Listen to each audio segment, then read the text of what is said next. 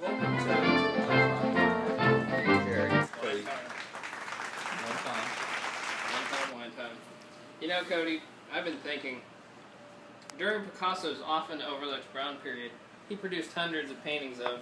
You know, I was thinking the same thing. I did some research, and he was doing some customer service representatives. A lot of people don't know that. I heard those were some of his best works. Oh man, they were so good. You know, I saw on Google the other day, and I was curious to know, what does Dick Cheney prefer? He's not in office anymore, but I just want to know what he prefers. You know, I was hoping he could help me out with that. Well, to begin with, I think Chick Daney was actually his famous baseball-playing cousin. It was? Had a batting average of about 500. He was quite well known. He was pretty good. Through the African-American leagues. But, you know, actually, to answer that question... I was wondering what you prefer. Dick Cheney prefers uppercuts. You know, Did you know when he fists a girl, you should probably call it uppercutting? That being said. You know, but talking about politics can really lead to some bad arguments, so I think we should move along. Just mellow it down a little bit. But on another note, what helps Obama unwind? Well, you wanted to get out of politics, and now you're back in politics. I can't resist. Are you married? I am married. Alright, well, I was going to tell you what Obama... How does Obama unwind? He unwind. You know, we're having a nice glass of Pinot. But I heard he usually unwinds with leaving an awkward voicemail. But I heard we'll call Chick Daney.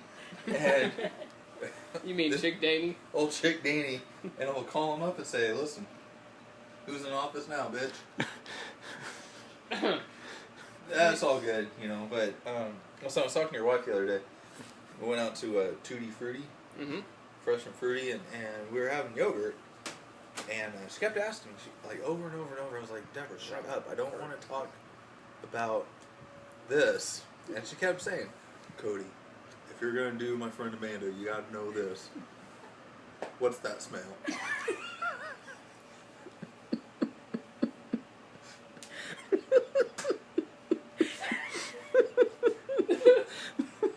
You know, I think it's most likely Gandhi. had an Indian flail to it. Yeah, you could kind of taste the. There's some curry. Yeah, I you smelled can the smell curry. the curry. Yeah, and you know, she let me talk to her friend. Amanda. Did it nice? Did it taste like curry? It kind of tasted like curry. had a to the tongue. It had like a. Oh.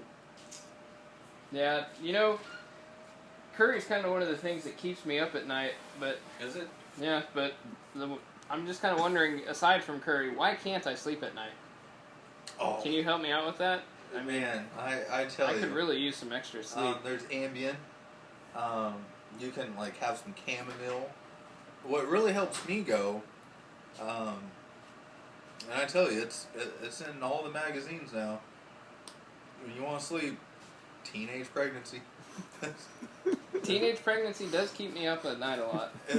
You know, one thing leads to teenage pregnancy, then you fall asleep. That's how I roll. Shouldn't tell that on camera, but that's how I roll. You know, have you ever met our friend Dial Kamado? He was a good guy. Is he the cousin of Kyle D'Amato? He's Kyle D'Amato's cousin, yeah. Okay. He's in the Italian mob. Oh. And you know, he tweeted out this question the other day. And I heard the Twitter sphere is quite the popular thing with the kids these days. Oh man, with the D'Amatos, it is. It's big. And the number one question they had that was trending was blank kid tested, mother approved. So I was wondering, you know, what's kid tested and mother approved these days? Well, I also checked Twitter for the answer to this question. Yeah, what'd you come up with? And the overall trending hashtag was being on fire. But that is kind of dangerous, kids, so I wouldn't recommend doing that. On a side note, rumor has it that Vladimir Putin's favorite dish is blank stuffed with blank. Oh, I saw that. And I looked on Food Network. Food Network told me that Vladimir Putin's favorite food is the Holy Bible. He eats the Holy Bible. What's it stuffed with, though? Stuffed with German dungeon porn. You know, it's kind of a, you know, it doesn't sound good when you think about it. I heard there's some crazy shit in Revelation, so, you know, maybe they snuck in some of that German dungeon. You know, when you mix the two, it's kind of like a peanut butter banana sandwich. You know, it doesn't sound good. But once you mix them... Oh, amore. Can't beat it. Amore. So, man, this has been a good conversation. We need to get together more. Man. I really hope we get to do...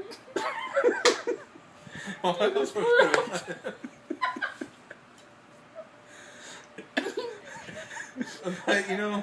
Well, we really should change the subject before we get all teary-eyed. Yeah. So, come on. What's been burning up your mind?